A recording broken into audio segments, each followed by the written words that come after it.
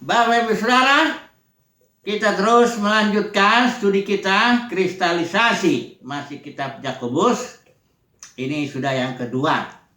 Kemarin kita sudah membahas bahwa latar belakang masalah daripada surat Yakobus ini adalah karena ada katakanlah gesekan antara yang kaya dan yang miskin, ya. Dan kita sudah menemukan juga bahwa penulis daripada surat Yakobus ini, dari data-data di luar Perjanjian Baru, penulisnya ini adalah Yakobus, pemimpin gereja di Yerusalem, setelah Petrus pergi keluar karena ada suatu pelayanan yang lain. Kemudian kita juga sudah melihat data-data dari luar Perjanjian Baru ini bahwa Yakobus ini mati martir pada tahun 62 Masehi. Jadi ini surat sudah ditulis sebelum tahun 62 tentunya, dan kondisi Yesus mati tahun 30-an, kurang lebih 30 Masehi. Yakobus mati martir pada 62 Masehi. Jadi ini sangat awal sekali kitab ini. Walaupun kitab ini lambat dia mendapat kanonisasinya, tapi ini kondisi daripada jemaat pada masa itu. Bisa dikatakan gereja mula-mula itu banyak sekali yang miskin, karena yang mengikuti Yesus juga itu juga banyak yang miskin, Jadi miskin dalam arti makan pun susah, artinya ketika Yesus khotbah ke 5.000 orang ada itu, kalau disuruh pulang begitu dia sudah bisa pingsan di tengah jalan, nggak punya makanan, sehingga miskinnya dalam arti bukan banyak kriteria miskin, tapi ini miskinnya memang makan pun sudah susah, Nah kondisi ini begini, kalau gereja mula-mula itu masalahnya karena 80 atau 90% daripada mereka semua ini Yerusalem, dan tentu setelah menyebar ke beberapa kota, itu 80 atau 90% itu petani. Dan petani ini kondisinya ada petani yang punya tanah, ada petani yang penggarap bagi hasil, ada juga yang sewa, Nah ini dipajakin 3 kali petani ini. Pertama tentu Kaisar Roma, Roma itu Kekaisaran Roma, dia mengambil pajak dari jajahannya itu. Kemudian penguasa lokalnya juga, penguasa lokalnya. Kemudian bait sucinya juga, karena ada dipotong perpuluhan itu. Sehingga kadang-kadang petani itu bisa 50% bahkan sampai 70% itu kepotong oleh pajak-pajak sana pajak sini. Sehingga sangat sulit, bukan karena dia miskin karena malas, bukan, tapi karena memang kondisinya sedemikian. Kalau Tuhan, tentu ada yang kaya juga. Nah ini dia masalahnya, komunitas Yahudi yang di luar Yerusalem juga banyak yang kaya. Yang paling banyak komunitas itu Yahudi itu di Mesir, itu banyak yang kaya. Dan nah ini jadi ada ketegangan lah antara yang kaya dengan yang miskin ini dalam kondisi jemaat mula-mula itu, Nah, surat Yakobus mencoba, ini Yakobus sebagai pemimpin, karena pada zaman itu, kita tahu waktu itu Paulus datang ke Yerusalem, dia salaman tanda persekutuan dengan Yakobus, Yohanes dan Petrus, yang dianggap soko guru jemaat, dan mereka sepakat bahwa mereka ini Yakobus, Yohanes ini melayani orang-orang Yahudi, dan ini Paulus dengan misinya yang membuka dispensasi baru, nanti kita singgung sedikit, itu kepada bangsa-bangsa non-Yahudi, Tapi bagi Paulus, misteri Kristus itu nggak ada lagi Yahudi, nggak ada non-Yahudi. Tapi ketika mereka bersalaman begitu, tetap Paulus harus memikirkan satu ministry yang jarang disinggung juga, itu ministry pelayanan kepada orang-orang kudus. Dalam surat Korintus Paulus menyebutnya pelayanan kasih, bantuan kepada orang-orang kudus. Jadi Paulus dalam pelayanannya dari kota ke kota, dia merintis jemaat-jemaat, menetapkan penatua-penatua, tapi ada satu ministrinya mengumpulkan uang, bukan untuk dirinya, bukan untuk dirinya, bukan untuk menopang dirinya atau ministrinya, enggak. Itu uang misalnya dari jemaat Makedonia ya. Itu banyak orang-orang Tesalonika atau orang-orang di sana, Filipi juga barangkali itu semua. Itu dia yang dikumpulkan dari Akaya juga ya, Korintus itu Paulus mendesak, dorong memberikan persembahan kepada gereja di Yerusalem, kepada orang-orang kudus yang kekurangan, yang miskin lah begitu ya. Dan itu pelayanan yang diusahakan sekali oleh Paulus ya. Jadi ministry Paulus itu pelayanan orang-orang kudus ini jalan terus lah ya. Baik juga di Yerusalem itu sampai dipilih tujuh diaken itu ya, bisa kita bilang diaken itu untuk mengurus itu, karena uang yang terkumpul dalam jemaat mula-mula di Yerusalem itu tidak pernah untuk pelayan firman, nggak bukan untuk Petrus, Yohanes atau Yakobus yang lain, bukan. Mereka semua pelayan firman hidup dengan iman ya, atau bekerja seperti Paulus ya, atau macam-macam lah ya cara Tuhan memelihara umatnya, memelihara pelayannya ya. Kayak Elia ya bisa menjadi janda Sarfat atau dari burung gagak atau dari mana aja. Tapi yang jelas uang yang dikumpulkan itu dibagi-bagi kepada janda-janda, itu rutin ya tiap hari. Makanya kadang-kadang ada itu dipilih 7 itu diaken itu gara-gara ada perselisihan juga itu antara janda yang berbahasa Ibrani dengan janda yang berbahasa Yunani. Ya, diabaikan yang berbahasa Yunani ini. Jadi ini pelayanan yang sangat penting dalam jemaat mula-mula ya. Pelayanan kepada orang miskin, bantuan kepada orang kudus lah bilangnya ya. Pelayanan kasih ya kayak begitu. Ini karena memang kondisi di jemaat mula-mula itu mayoritas bisa dibilang begitu ya. Anggota jemaat itu mayoritas orang miskin. Bukan gak ada yang kayanya, tapi mayoritas. Tapi bukan berarti jemaat sekarang ini kalau dalam kondisi ini, dunia sekarang ini ya banyak juga orang miskin. Nanti kita bicara lah mengenai itu. Mungkin ada sedikit data-data yang kita perlu sampaikan juga. Dan apa sebenarnya peranan gereja ya. Karena ya nanti kita lihat lah itu ya. Oke lah, sekarang kita masuk ke satu tema iman dan perbuatan. Ini dalam surat Yakobus ini sangat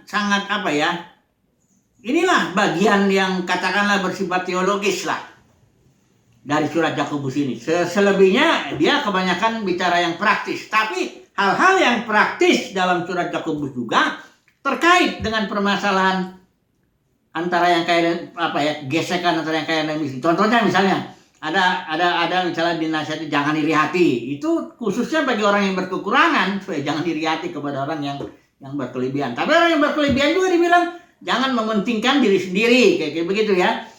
Selalu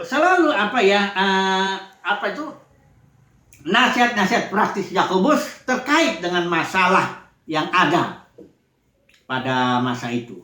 Dan Yakobus sendiri ini saya perlu mengulangi lagi ini, dia mati martir ya, itu data-datanya dari luar Perjanjian Baru ya. Dari Josephus juga ada Eusebius itu ya. Itu dia mati martir oleh imam besar Ananus, iparnya Kayafas. Jadi Yesus divonis mati oleh imam besar Kayafas. Nah, Yakobus divonis atau dirajam lah ya. Dia ceritanya begini, dia nggak ada di Perjanjian Baru, tapi dalam sejarah itu Yakobus itu ada di tembok barangkali di dalam bait suci, dilempar jatuh, belum mati dia, terus dipukulin itu sampai mati. Bayangkan itu ya, oleh pasukan bait suci lah, katakan itu gerombolannya bait suci, penguasa bait suci lah kalau kita bilang lah, imam besar semuanya di situ kan. Mereka juga punya tentaranya yang nangkap Yesus itu kan, tentaranya bait suci itu yang di Taman Getsemani. Nah, jadi alasannya itu pun sudah diteliti. Ini kan saya mengambil data-data dari Pak Hasan Sutanto yang membuat disertasi mengenai surat Yakobus ini. Jadi itu disebabkan ini karena si Yakobus ini membela imam-imam yang miskin lah, katakan di lokal-lokal, karena Sanhedrin yang pusat ini itulah imam besar Ananus ya, imam besar Ananus ya, yang anggotanya 70 itu yang Sanhedrin lah, Sanhedrin pusat. Tapi Sanhedrin ini mengambil pajak berupa perpuluhan kepada yang di lokal-lokal ini, Sanhedrin di lokal-lokal ini, padahal kondisi sudah sangat sulit. Ya, biasalah karena pusat kan uang banyak di sini, di daerah, di lokal-lokal tidak ada uang, tapi itu tetap dipajakin terus gitu ya. Ini Yakobus mencoba membela begitu ya. Nah itu akhirnya Yakobus divonis lah ya, dikatakanlah mati martir karena dia membela para imam-imam yang katakanlah miskin di lokal-lokal lain ya. Jadi berita Yakobus ini sangat luar biasa lah ya, kita perlu pelajari lah ya. Tapi itu ada dulu kita pelan-pelan. Ini satu kita bahas masalah iman dan perbuatan. Tapi sebelum kita bicara iman dan perbuatan di surat Yakobus, karena Yakobus bilang di sini jangan jelas manusia dibenarkan bukan hanya karena iman katanya, ya, tapi juga karena perbuatan-perbuatannya nih kesimpulannya coba lihat pasal 2 ayat 24. Jadi kamu lihat bahwa manusia dibenarkan karena perbuatan-perbuatannya dan bukan hanya karena iman. Nah kalau kita nanti nggak mengerti ini, nanti kita pikir ini bertabrakan dengan kalimat Paulus. Paulus bilang hanya karena iman katanya. Manusia dibenarkan karena iman, bukan karena perbuatan. Nah jadi makanya kita coba dulu lihat ya, supaya nanti kita lihat bahwa sebenarnya surat Yakobus itu sangat cocok sekali ya, saling melengkapi lah, kira-kira begitu ya. Coba dulu saya ulang sedikit dulu. Kenapa bedanya begini? Dispensasi ini ya. Paulus itu ministrinya membuka dispensasi yang baru, yaitu dispensasi misteri ya. Ada misteri Kristus, misteri kehendak misteri Injil dan sebagainya. Ini Paulus membuka misteri karena dia melayankan perjanjian baru kepada bangsa-bangsa lain. Sementara Yakobus, Petrus dan timnya yang untuk orang Yahudi, dia meneruskan dispensasi Musa. Dispensasi Musa itu adalah melayankan perjanjian lama kepada bangsa Israel kan. Tapi bangsa Israel sudah gagal memelihara perjanjian lama itu. Maka dalam Yeremia 31 dinubuatkan Tuhan akan buat lagi suatu perjanjian baru bagi orang Yehuda. Utamanya tuh perjanjian baru tuh untuk orang Israel. Nah itulah perjanjian baru bagi orang Israel ini dilayani oleh timnya Petrus, Yakobus, Yohanes sama semua. Nanti ada Judas juga di situ, ada tulisan-tulisan di sini. Nanti kita akan bahas itu. Nah iman yang diisi sama juga iman juga yang diberitakan. Manusia dibenarkan karena iman semata-mata, bukan karena melakukan hukum Taurat. Jelas itu, kalau itu nggak dibantah oleh Yakobus juga ya. Tapi ekspresi iman di dalam dispensasi Musa ini adalah melakukan ritual Taurat itu ya. Hukumnya tetap hukum Taurat, tapi karena Yakobus sudah ada iman dan ekspresinya melakukan hukum Taurat, Yakobus bilangnya bukan hukum Taurat, hukum yang memerdekakan.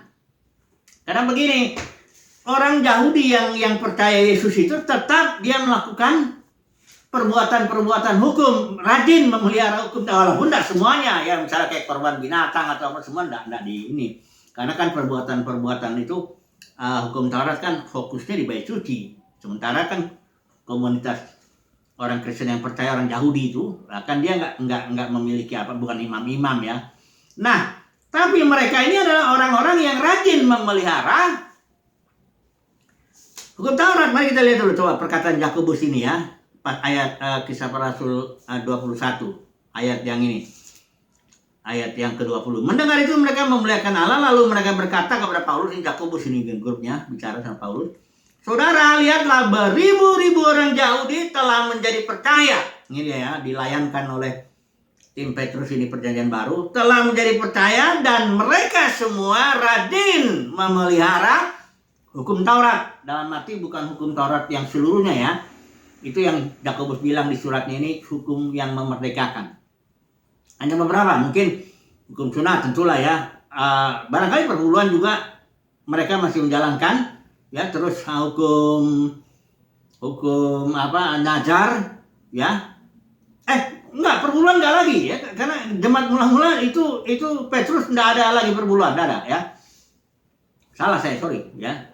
Jadi hukum nazar barangkali dan hukum beberapa hukum lah yang tidak terkait dengan pengorbanan binatang itu, ya.